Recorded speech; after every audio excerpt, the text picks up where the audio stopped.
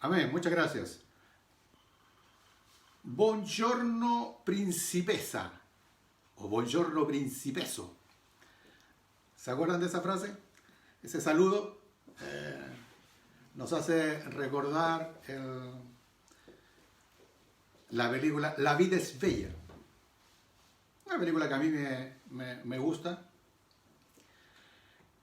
La semana pasada vimos parte de la vida de el profeta Elías y lo dejamos en una condición que para él en ese minuto sin duda la vida comenzó a ser bella porque las cosas le funcionaban bien.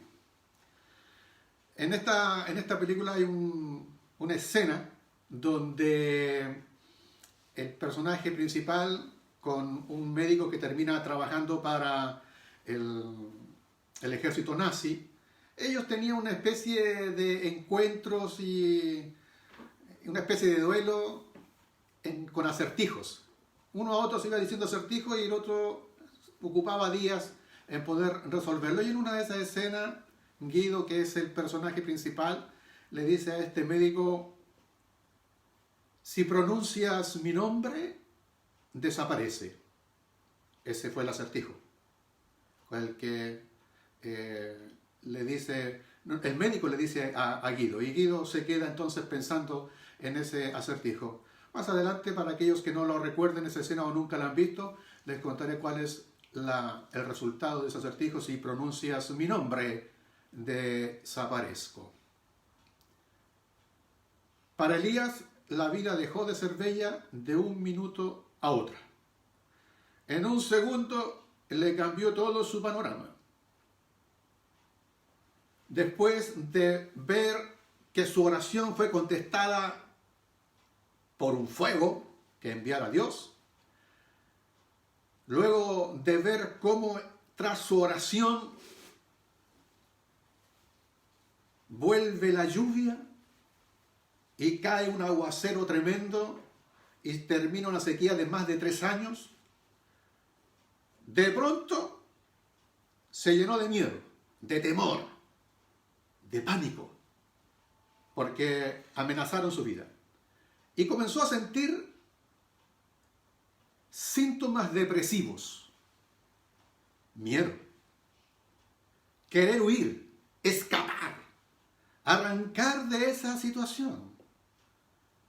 No veía salida, que son las cosas que ven las personas cuando entran en la etapa de depresión, de estrés, de angustia, temores, deseo de escapar, no ver salida. Tal vez no seas tú, pero conoces personas que están en esa condición hoy, en esta situación. Y en algunos se agrava tanto, como en el caso de Elías, que en esta huida se arroja y se tumba a la sombra de un arbusto y le dice a Dios: quítame la vida. Porque hay quienes llegarán incluso a tener el deseo de no vivir, sin deseo de vivir. La vida dejó de ser bella para él. Para Elías dejó de ser bella. En ese entonces tuvo un alivio temporal, como suele darse en algunas ocasiones con estas personas. Alivios que duran poco. Y dice el mismo libro de Primera de Reyes que vino un mensajero de parte de Dios que lo alimentó, le dio algunas tortillas, agua, para que se pudiera reconfortar. Porque hace falta en ese rato también preocuparse de nuestra salud y del físico, y allí entonces estuvo la preocupación de Dios por su siervo, por su profeta. Fue tan especial para él esa ayuda, ese alimento, que lo reconfortó, que le incluso permitió caminar durante un tiempo muy largo. 40 días, dice el escritor, tuvo que caminar muchos kilómetros, porque su meta se convirtió para él en ese minuto llegar al monte de Dios, a Horeb. Y dice el escritor que una vez fortalecido por aquella comida que le preparó este mensajero de Dios, caminó hacia el monte de Dios, el monte Horeb, el mismo lugar que años antes había estado Moisés. De hecho, incluso es muy probable que llegue al mismo sitio físicamente dentro de ese monte donde estuvo Moisés. Cuando llega allí Elías y se mete en una cueva, estando en esa cueva, en esa situación, escucha la palabra de Dios, la palabra del Señor. Escucha un mensaje del Señor a través de una pregunta y le dice: ¿qué haces aquí, Elías?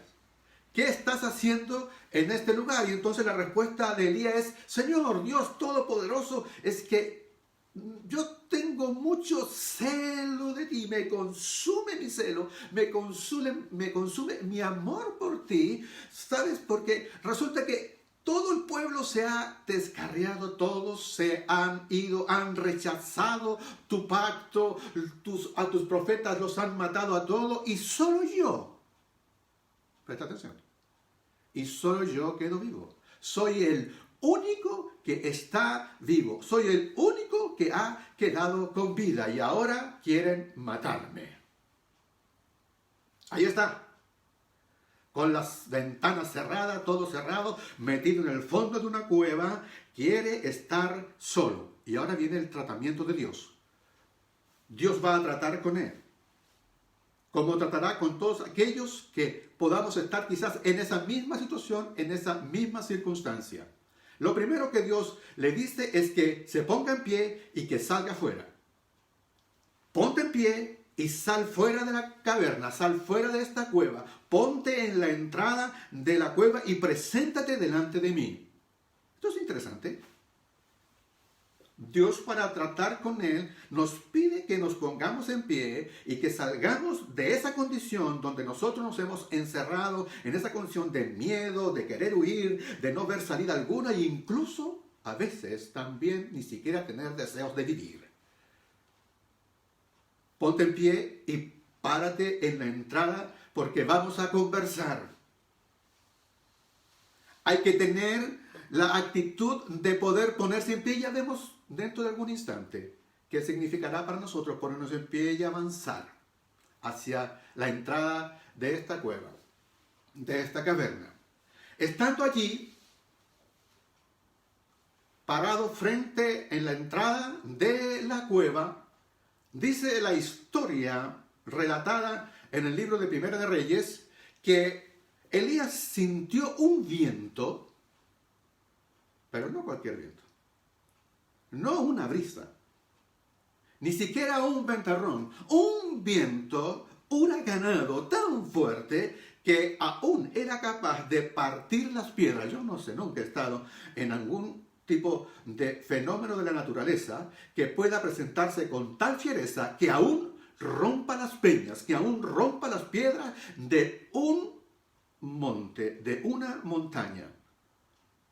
Hay quienes se han dedicado a buscar evidencias y fotografías y han encontrado grandes peñas partidas por la mitad allí y han querido decir: allí está, por aquí pasó el viento del cual fue testigo el profeta Elías. Un viento que aún partía las peñas. Algo para asustar a cualquiera. No sé si en el caso de Elías también estaba tan asustado, pero lo más probable es que eso lo hizo regresarse y meterse nuevamente en su cueva.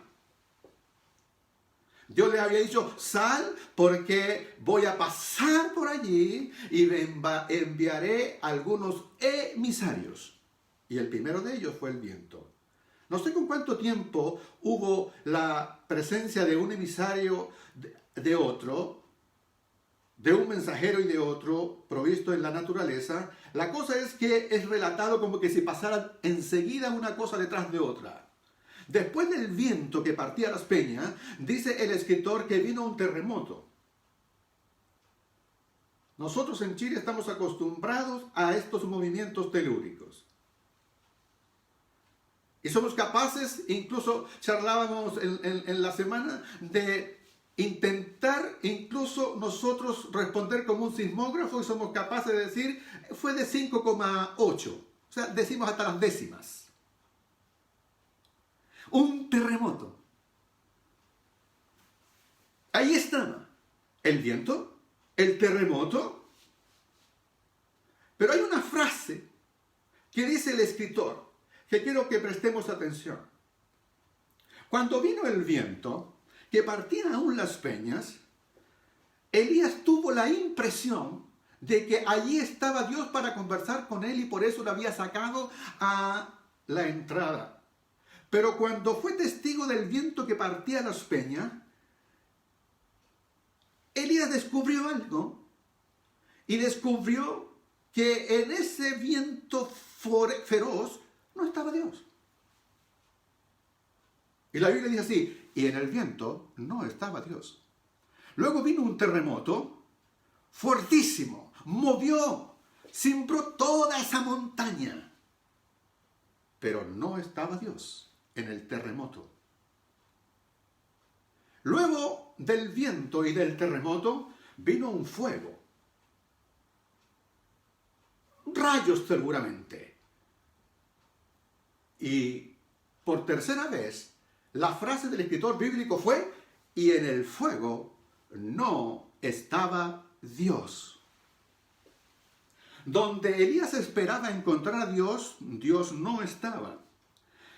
Se había olvidado que Dios había dicho que enviaré emisarios, mensajeros, heraldos. Son solo enviados. No podría él confundir, ni tampoco nosotros, con los elementos de la naturaleza, con Dios.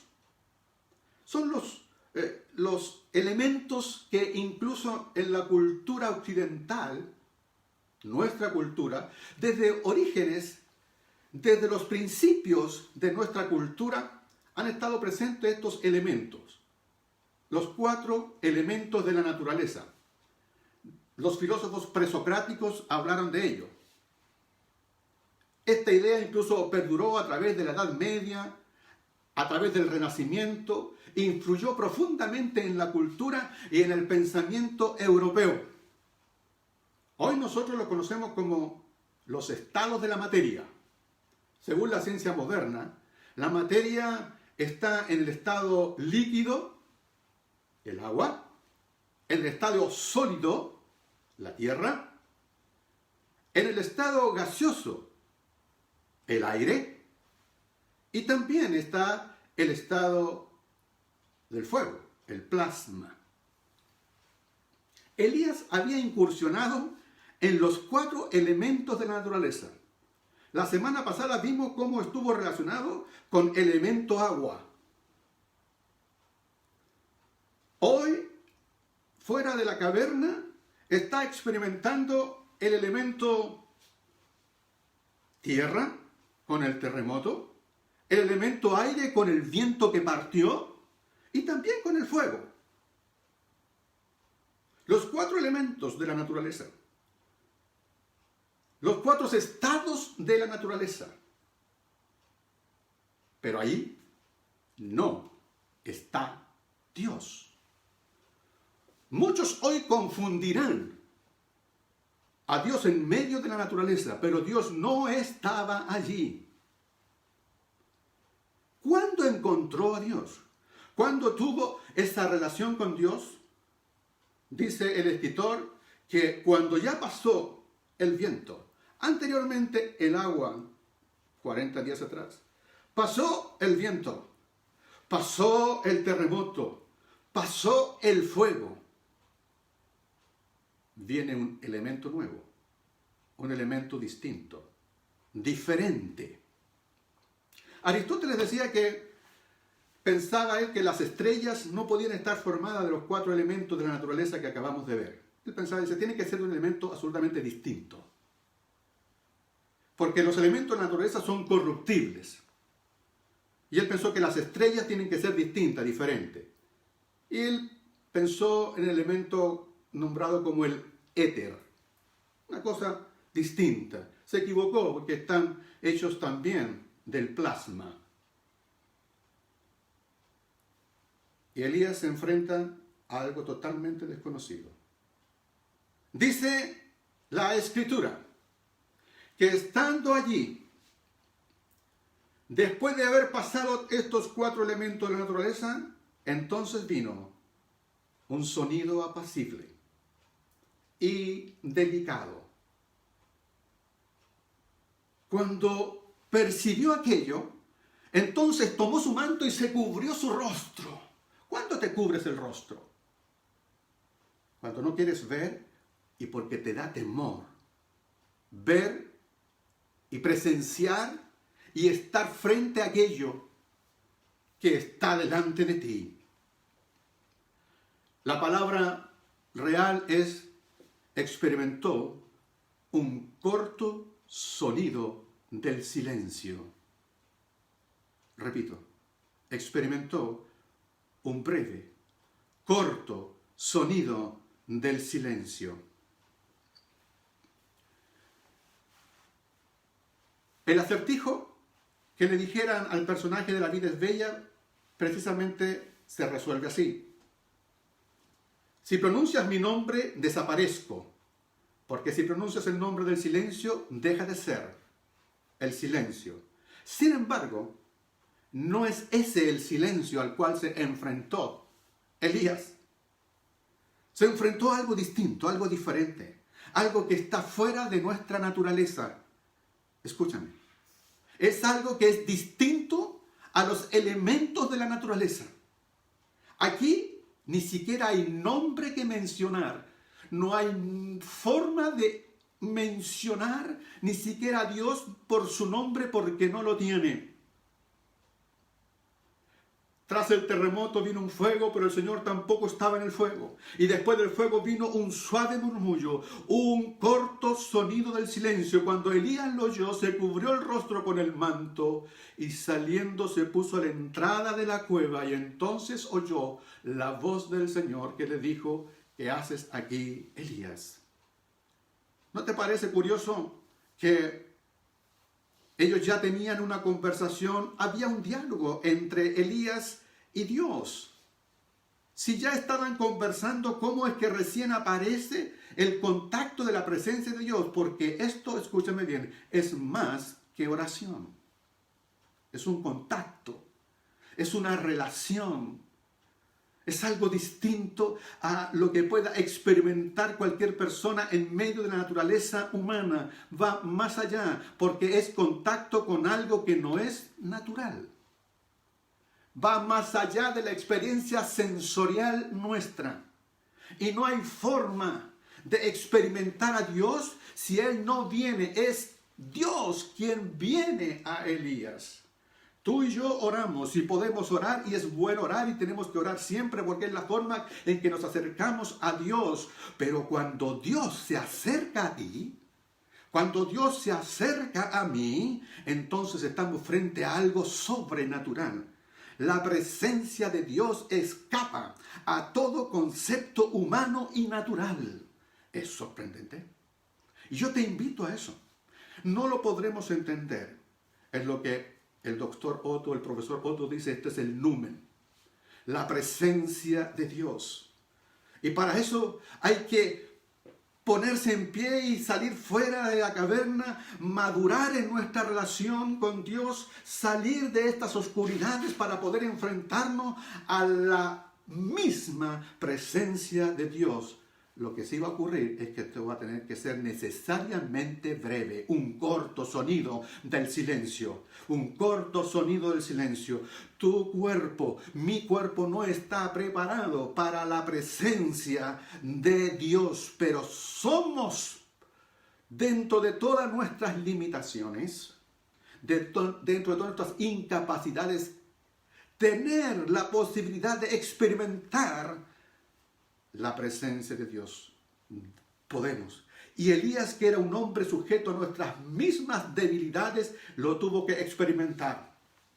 Sintió, percibió, si es que cabe la palabra, la alentadora presencia de Dios en su condición de depresión. Para salir de estados depresivos, no tan solo la parte física, sino es necesario tener una relación estrecha, íntima con Dios, a la cual yo te invito. Dios, el gran Yahvé, se muestra en su total espiritualidad y santidad delante de este hombre. Deja de mirarte el ombligo. No busques victimizarte delante de Dios como Elías comenzó a hacerlo. ¿Estás enojado con Dios? ¿Estás teniendo una pataleta con Dios? ¿Berrinches con Dios? ¿Quieres reprocharle cosas a Dios? Dios te dice, ponte en pie y hazte maduro. Avanza en tu caverna, en tu cueva. Busca la madurez de lo que significa entrar en contacto con Dios. Deja de ser un niño pataleando porque no recibiste el dulce que tú venías pidiendo. Así fue el trato que hizo Dios con Elías. Sin embargo, le dice Dios a Elías cuando él dice, soy el único que ha quedado.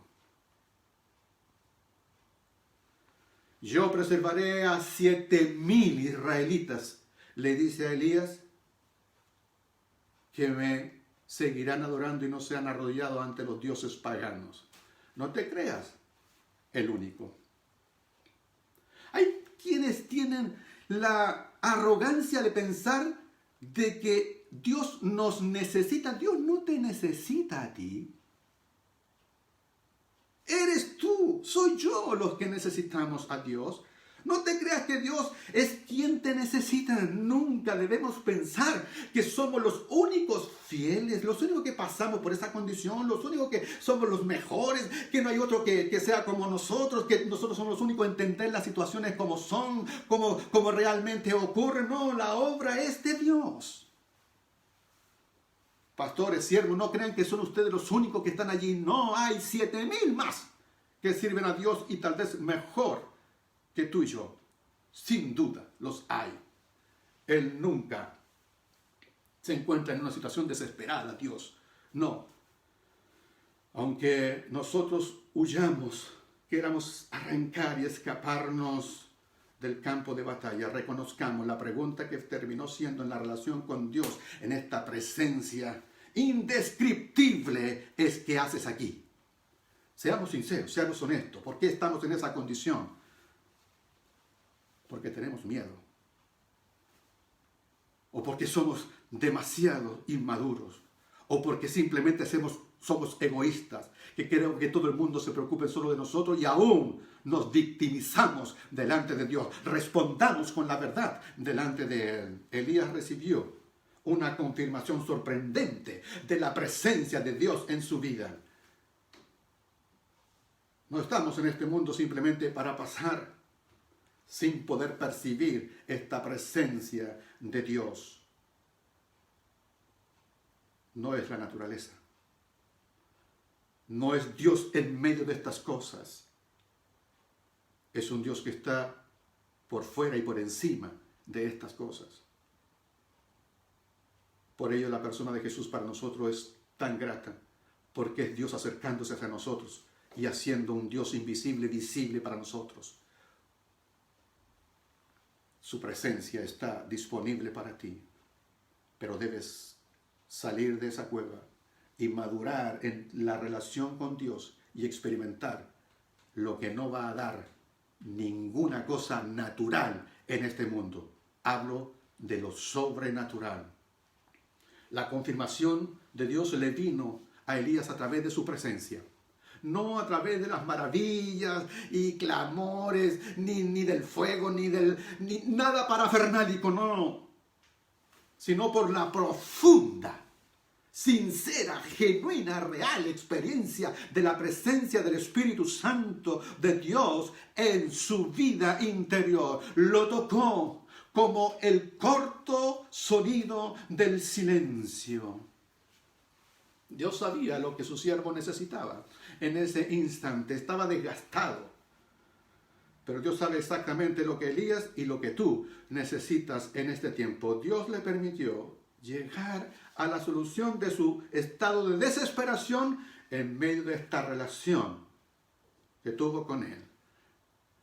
Cuando estás listo para tirar la toalla, cuando estás listo para decir ya no más, se acabó, todo es inútil, no tiene sentido seguir luchando. cuando llegas a esa condición, no son las grandes palabras ni la gran elocuencia de las personas, ni tampoco siquiera de los milagros.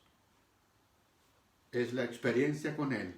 Cuando uno tiene el alma revuelta, abombada y la mente confundida, lo más valioso puede ser el tiempo quieto con el Señor, en reflexión con Él, para aquietar nuestros espíritus. Recuerda, Elías fue un ser humano, como cualquiera de nosotros. Padre, para aquellos que hoy tienen su espíritu convulsionado, inquietos, para aquellos que no quieren más, para aquellos que ya dicen que todo es inútil, para aquellos que se sienten con miedo, solo quieren huir, no ven salida alguna, Señor, para aquellos que incluso ni siquiera deseos de vivir tienen. Padre, más allá de la ocupación de su salud física, hay una necesidad en su alma y en su espíritu, que no la va a satisfacer mi palabra ni la oración de nadie, solamente tu presencia. Amén. Señor, entonces que entre en esta relación contigo, Padre. Más allá de todo ruido parafernálico, puedan tener ahora un contacto con lo sobrenatural. Un contacto con aquello que va más allá incluso de nuestras emociones y sentimentalismo, para que dejemos de ser gente que mira simplemente sobre nuestra necesidad, dejar de mirarnos a nuestros ombligos y dejar simplemente de victimizarnos ante Dios y ante todos. Señor, para que tengamos una experiencia como la pudo tener Elías, y si él es un hombre, una persona, un ser humano, como cualquiera de nosotros, dice la Biblia, entonces, Señor, que esa relación la puedan tener cada uno de aquellos que escuchan mi voz y mi oración en este rato. Busca esta presencia inimaginable. Es Dios quien viene a ti, es Dios quien se revela a ti, es Dios quien se muestra a ti para tener este contacto contigo, que es un contacto más allá de lo natural, más allá del viento, más allá del terremoto, más allá del fuego y del agua. Es la presencia de Dios en tu espíritu, en nombre de Jesús, que esa relación te ponga en pie para que hoy puedas decir, la vida sigue siendo bella. Bendiciones para ti.